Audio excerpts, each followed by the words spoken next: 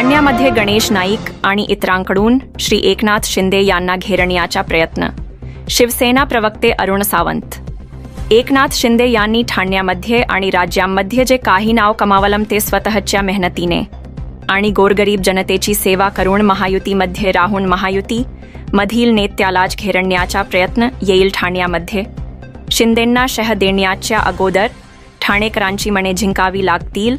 ठाण्यातील सिंहाच्या आयालीला हात घालण्याच्या अगोदर 100 वेळा विचार करा, अन्यथा लेण्याचे देणे पडतील.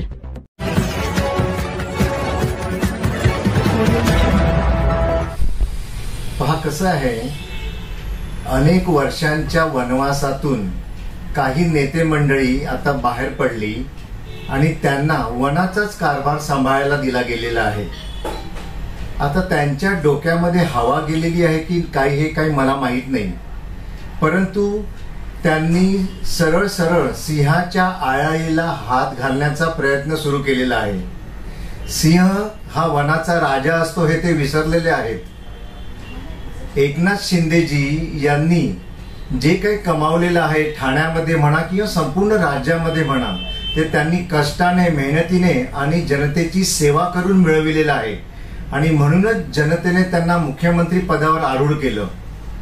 काही लोकांना असं वाटत असेल की ठाणं आता आमच्या हातात आलं, आम्ही आता ठाण्याचे किंग झालेलो आहोत, परंतु जनतेच्या मनातील किंग हे एकनाथ शिंदे आहेत. तेव्हा या नेत्यांनी हे असे हिणकस प्रयत्न सोडून द्यावेत आणि जनसेवेमध्ये आपला जो काय वेळ आहे तो कामी आणावा, तेव्हाच त्यांना नेतेपद मिळू शकतं. आणि ठाण्याचं जर म्हणाल तर ठाण्याच्या खासदारांनी योग्य शब्दामध्ये समर्पक उत्तर या नेत्यांना दिलेलं आहे.